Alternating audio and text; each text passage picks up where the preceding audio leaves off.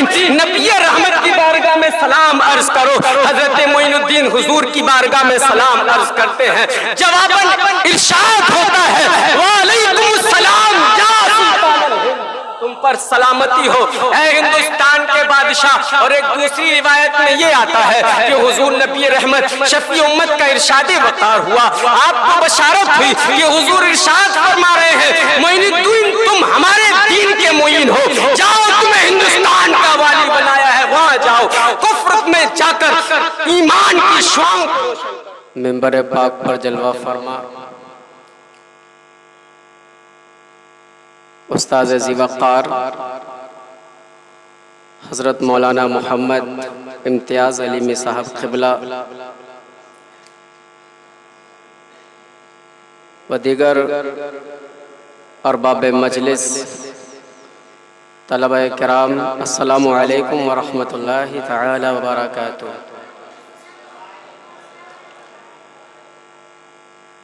الحمدللہ العزیز الغفار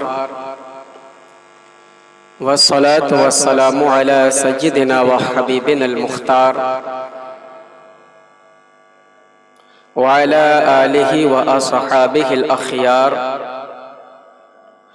ولا سيما على سيدنا معين الحق والدين الذي هو قطب الجلالة والإرشاد،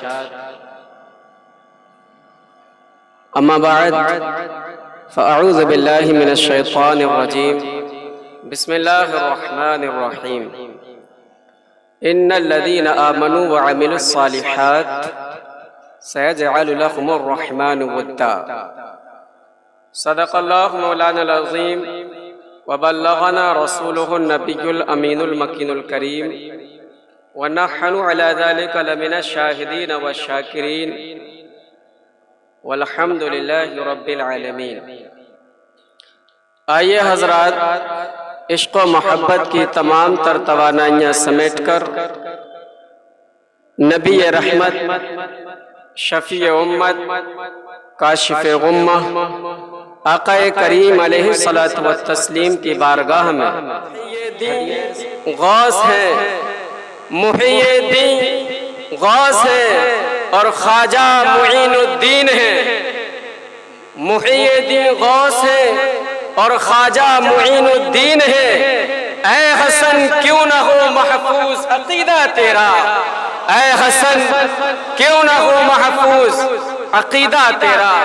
عزیزان گرامی وقار، ہم سب کی مشترکہ سعادت مندی ہے کہ آج ہم سیدنا و سندنا سرکار معین الدین حسن چشتی سجزی اجمیری علیہ رحمت و رضوان کا 811واں عرس مقدس منا رہے ہیں۔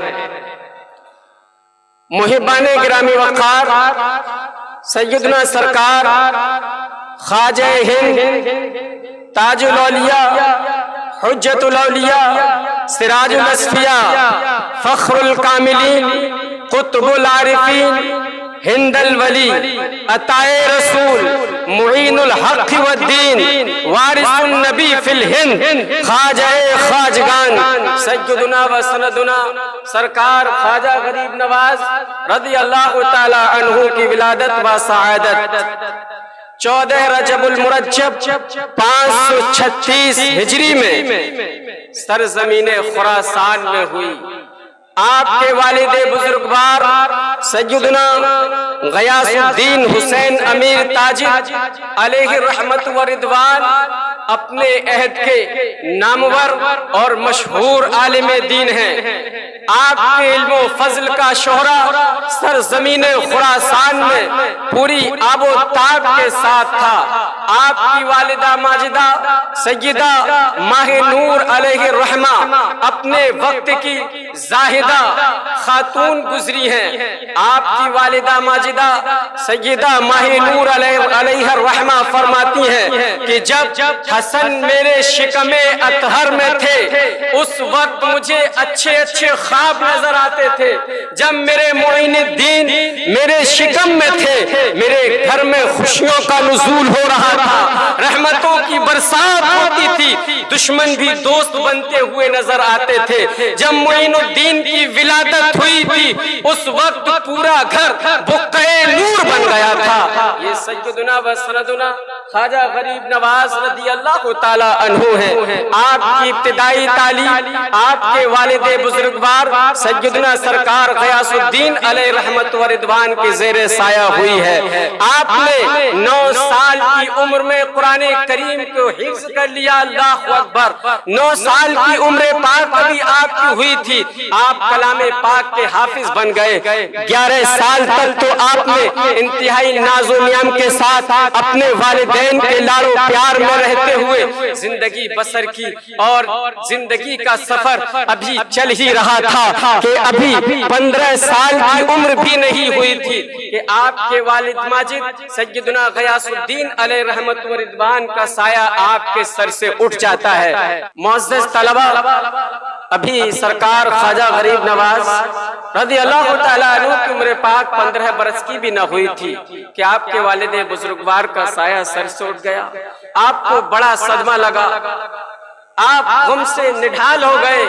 وہ ماں بھی کیا ماں تھی، اپنے نور نظر لخت جگر کو سنبھالا اور تسلی بخش کلمات ارشاد فرمائے اور گویا ہوتی ہیں، اے میرے نور نظر لخت جگر، زندگی کے سفر میں انسان کو تنہا زندگی گزارنا ہی پڑتی ہے۔ اے معین الدین، یہ زندگی کا سفر مصائب و آلام سے بھرا ہوا رہتا ہے، تم اپنے مقصد سے نہ ہٹو۔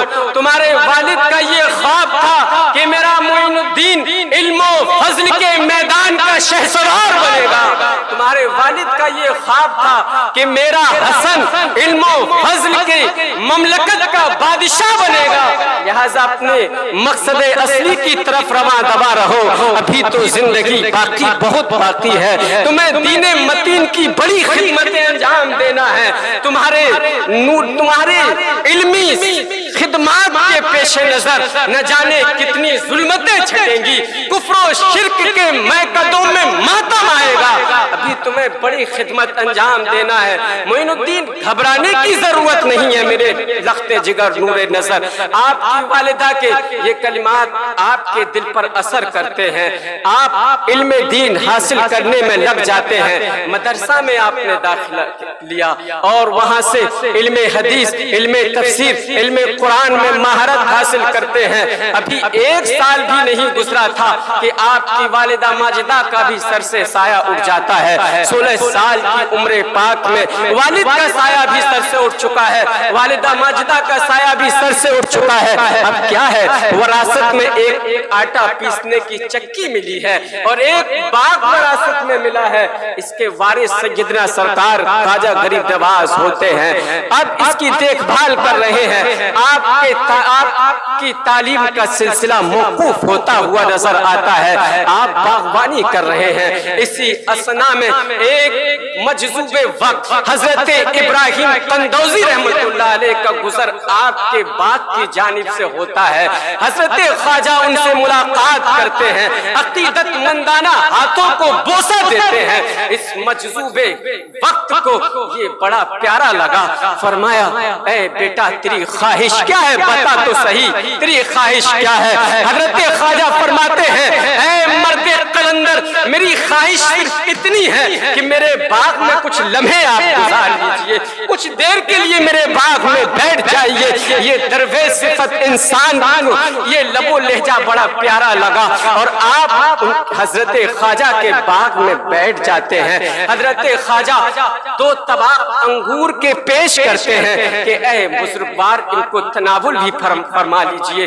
وہ بزرگ حضرت ابراہیم قندوزی رحمت اللہ علیہ کھجور تناول فرماتے ہیں، اس کے بعد اپنے پیرہن کی جیب میں ہاتھ ڈال کر نانے سوختہ نکالتے ہیں، ایک سوکھی ہوئی روٹی کا ٹکڑا حضرت معین الدین کو پیش کرتے ہیں اور فرماتے ہیں، اے بیٹا وہ تمہاری مہمان نوازی ہے، یہ فقیر کی دعوت ہے، اسے قبول کر لو۔ حضرت معین الدین اس نانے سوختہ کو لیتے ہیں، جیسے ہی حلق سے نیچے سے وہ روٹی کا لقمہ اترتا ہے، حضرت خواجہ کی نگاہوں میں پوری دنیا لایانی نظر آتی ہے، دنیا کی چیزوں کی کوئی حیثیت نہیں رہ جاتی ہے، یہ دنیا بے وقت نظر آتی ہے۔ یہ مرد قلندر اسی عالم جذب میں پورے باغ کو اور وراثت میں جو کچھ پایا تھا سب کو راہ خدا میں اسی وقت خیرات کر کے خراسان سے سمرقند کی طرف چلا جاتا ہے، خراسان سے سمرقند کی جانب یہ رخت سفر باندھ لیتے ہیں۔ کیا اس مرد قلندر کی نظر پڑی ہے کہ سب کچھ راہ خدا میں پیش کر دیا ہے؟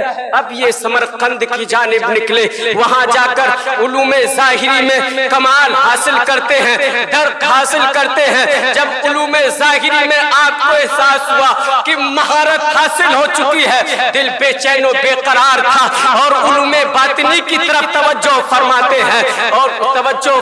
ہیں، نیشا پور کے قصبہ ہارون کی طرف چلتے ہیں۔ حضرت عثمان ہارونی کی روحانی مجلس اس وقت شباب پر تھی، آپ کی روحانیت کا ہر چہار جانب ڈنکا بج رہا تھا۔ حضرت خواجہ عثمان ہارونی کے آستانہ پاک پر حاضر ہوتے ہیں اور اپنی بیعت کا واقعہ خود ہی بیان فرماتے ہیں۔ وہ واقعہ آپ نے بارہا سنا ہوگا۔ قرض کرنے کا مقصد یہ ہے، وقت کی قلت دامن گیر ہے۔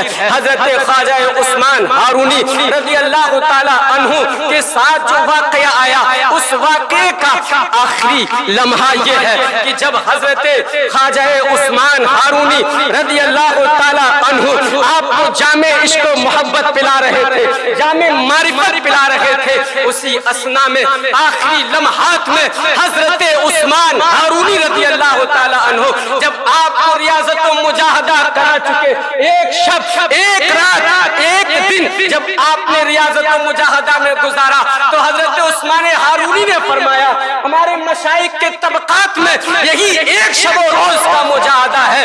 اے حسن معین الدین حسن، ذرا دیکھو تو صحیح ان دو انگلیوں کے درمیان تمہیں کیا نظر آتا ہے؟ حضرت خواجہ معین الدین چشتی عرض کرتے ہیں، اے مرشد کامل، ان دونوں انگلیوں کے درمیان مجھے 18,000 عالم نظر آ رہے ہیں۔ اے مرشد کامل،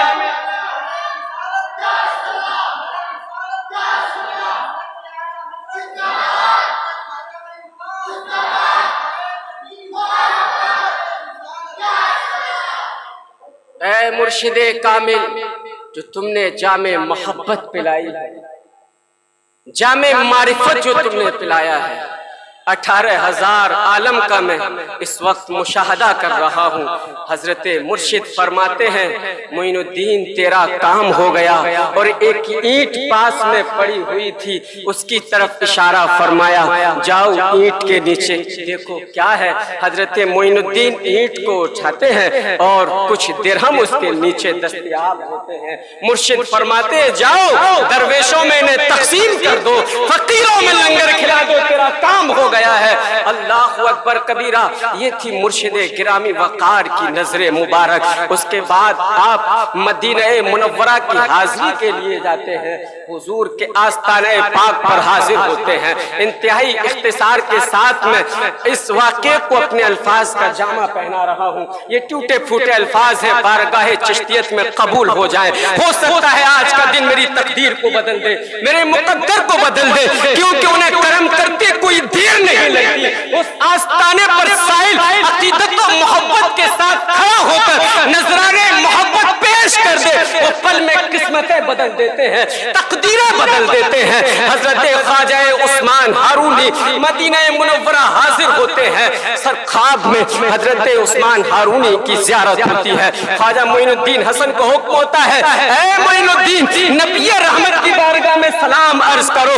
حضرت معین الدین حضور کی بارگاہ میں سلام عرض کرتے ہیں، جواباً ارشاد ہوتا ہے وعلیکم السلام یا سلطان الہند، تم پر سلامتی ہو اے ہندوستان کے بادشاہ۔ اور ایک دوسری روایت میں یہ آتا ہے کہ حضور نبی رحمت شفیع امت کا ارشاد وقار ہوا، آپ کو بشارت ہوئی کہ حضور ارشاد فرما رہے ہیں معین الدین تم ہمارے دین کے معین ہو، جاؤ تمہیں ہندوستان کا والی بنایا ہے، وہاں جاؤ کفر میں جا کر ایمان کی شعاؤں کو روشن کرو۔